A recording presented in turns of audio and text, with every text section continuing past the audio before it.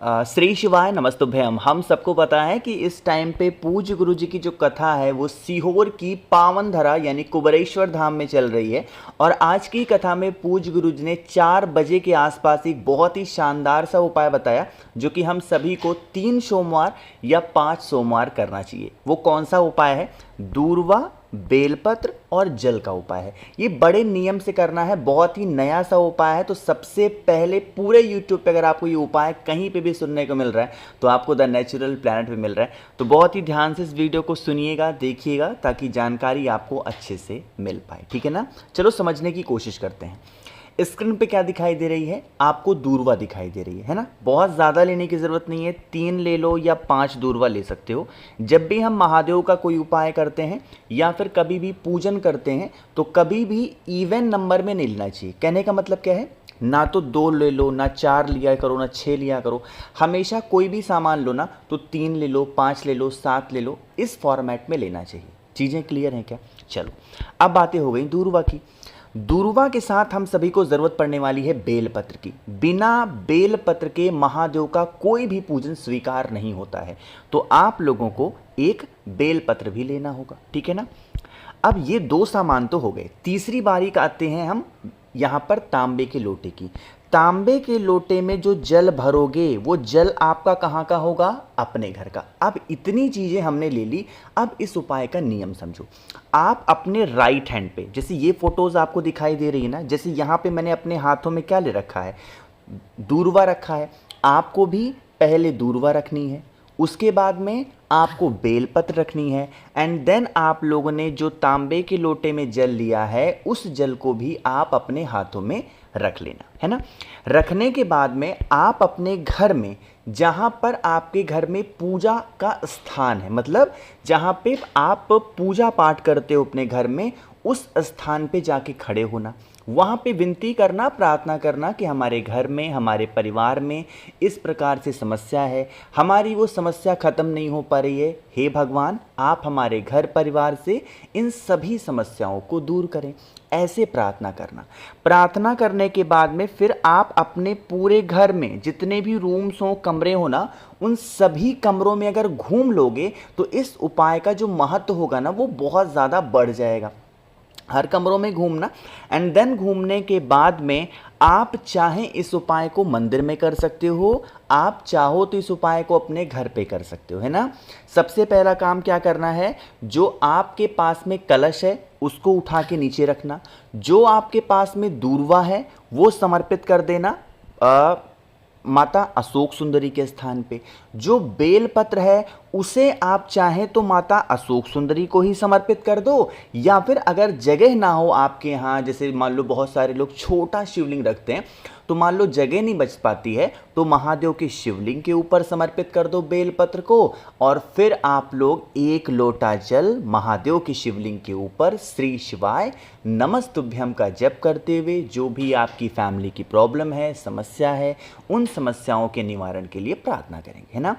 प्रार्थना जब करोगे तो ये क्या होगा? यही वाली जो जल होगी बहता बहता नीचे गिरेगा। इस जल को रोकना, इसे लेके अपने घर पे जाना, और पूरे कमरों में, जिन जिन कमरों में आप घूमे थे ना, उन कमरों में अगर आप छिड़काव कर देते हैं तो इसका प्रभाव बहुत ज़्यादा देखने को मिलेगा। अब यहाँ पर एक नियम समझिएगा। जैसे जब आप जल रोकोगे ना तो आपको रोक करके फिर सीधा अपने घर के अंदर जाना है। जल को लेकर के जब आप अपने घर की तरफ जाया करो तो कहीं इधर उधर भटका मत करो कि यहाँ रुक जाएं, वहाँ रुक जाएं, नहीं, ऐसा कोई काम नहीं। ठीक है ना? अच्छा, गुरुजी ने आज आप लोगों को पता भी होगा, गुरुजी ने क्या बताया कि जब महादेव के शिवलिंग के पास जाना तो फेस हमेशा उत्तर दिशा। अब आज आप लोगों ने अगर कथा सुनी होगी तो ये बात आप लोगों की गुरुजी के मुख से भी सुन लिया होगा। कुछ लोग कह रहे थे भैया कहाँ गुरुजी कहते हैं उत्तर दिशा उत्तर दिशा, तो देखो आज कह दिया ना गुरुजी ने। तो आप लोग मेरी बातों पे भरोसा प्लीज किया करो, ठीक है ना। तो कम से कम इतना भाई मान सम्मान रखा करो। अब बातें करते हैं दूसरे उपाय की। नहीं, यह उपाय आज की कथा को तो नहीं है, बट यह उपाय पूज्य गुरुजी ने जब कथा बिहार में कही थी उस कथा की उपाय है, जो कि हमें सोमवार के दिन इस उपाय को करना चाहिए। चीज़ें क्लियर हैं? समझने की कोशिश करते हैं। यह उपाय स्पेशली हम कर किसके लिए रहे हैं? अगर आपके घर परिवार की समस्या खत्म ही ना हो रही हो, मतलब आपको ऐसा लग रहा हो कि हमारे फैमिली में प्रॉब्लम्स बहुत ज़्यादा हैं, हमारे परिवार में प्रॉब्लम्स बहुत ज़्यादा हैं, हमारी ये समस्या ही दूर नहीं हो पा रही है, देन आप इस उपाय को करेंगे। इसके लिए क्या करना है, आप लोगों को ज़रूरत पड़ेगी हल्दी की। ध्यान रखिएगा, पिसी हल्दी लेनी है, ठीक है ना। अब जब पिसी हल्दी लिया करो तो खड़ी हल्दी को कूट करके पीस करके तब पाउडर का फॉर्म बनाया करो, है ना।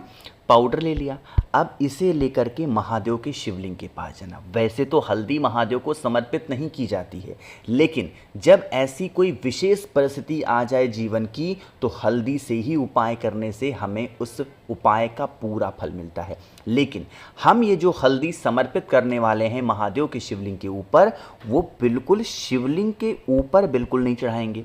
फिर कहाँ पे, जो ये आप लोगों को जलाधारी दिखाई दे रही है ना, बिल्कुल यहाँ पर जलाधारी, सिर्फ और सिर्फ उस हल्दी का लेपन इस पूरी जलाधारी पे करेंगे और कहीं पे भी आपको नहीं लगाना है। इस चीज़ का ध्यान रखिएगा, है ना। अब यहाँ पे मैं कुछ बनाने जा रहा हूँ, उस पहले चीज़ों को समझ लो। ये हो गया, ये हो गया, ये हो गया, ये हो गया, ये हो गया। ये क्या बन गया, ये आपका हाथ है।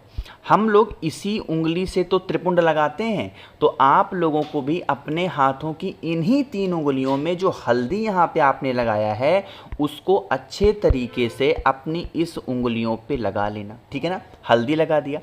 हल्दी लगाने के बाद में अब आपके पास में होना चाहिए एक तांबे का लोटा, और जो त्रिपुंड वाली उंगली थी उसी त्रिपुंड वाली उंगली पे उंगली से आपको ऐसे त्रिपुंड बना देना, ठीक है ना। बना दिया।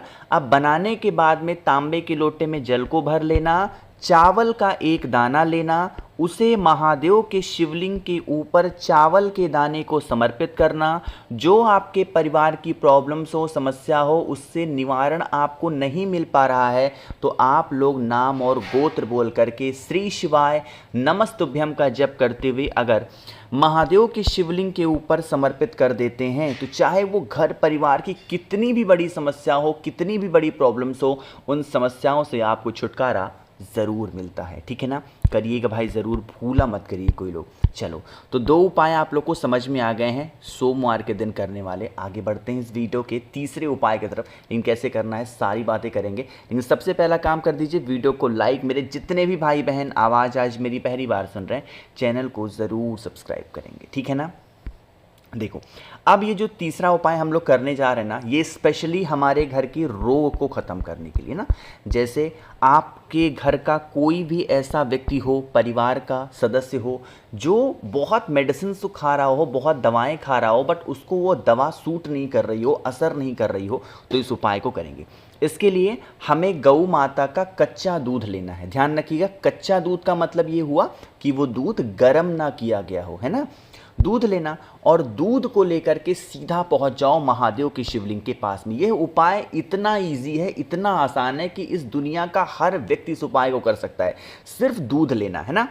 अगर आपको बेलपत्र मिल जाती है तो बेलपत्र को महादेव के शिवलिंग के ऊपर समर्पित कर दो, उस व्यक्ति का नाम और गोत्र बोल के, जो व्यक्ति घर में बीमार है, और फिर इसी बेलपत्र के ऊपर उस दूध को समर्पित कर देना। किसका ध्यान करके? अरे बताओ जल्दी से।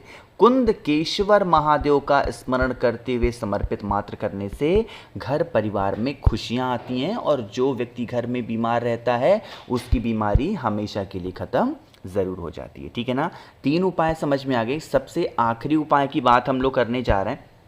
और जब कभी भी अपनी इच्छाओं की पूर्ति हो, अपने जीवन के कष्ट खत्म करने हो, तो पूज्य गुरु जी की आप लोग कथा में देखते होंगे, पत्रों के माध्यम से इस उपाय का जिक्र बहुत बार किया गया है ना। एक बेलपत्र ले लो और फिर थोड़ा सा शहद ले लो, ठीक है ना। शहद को बेलपत्र के बड़े वाले पत्ते पे प्रत्येक सोमवार को लगाया करो। जितने भी सोमवार पड़ते हो ना, उन सभी सोमवार को बेलपत्र के बड़े पत्ते पे शहद को लगाया करो और फिर तांबे के लोटे में जल भर लो और पहले जल महादेव के शिवलिंग के ऊपर चढ़ा दिया करो और फिर उस बेलपत्र को अपनी मनोकामना कह के अगर प्रत्येक सोमवार आप चिपका देते हैं तो घर परिवार में शांति ही शांति रहती है। इससे स्पेशल उपाय क्या आपको मिलेगा अपनी इच्छा पूरी करने का? नहीं। तो आप सभी लोग करिएगा। बाकी मैंने कोशिश की आप सभी को सारे उपाय बताने की, जितने भी उपाय मैंने बताए हैं सारे उपाय पूज्य गुरु जी की कथा से सुन के आपको समझाने की पूरी कोशिश की है। तो वीडियो पसंद आई हो तो लाइक करिएगा, कुछ पूछना है नीचे कमेंट सेक्शन में पूछें, और मेरे जितने भी भाई बहन आवाज़ आज मेरी पहली बार सुन रहे हैं चैनल को ज़रूर सब्सक्राइब करेंगे। श्री शिवाय नमः।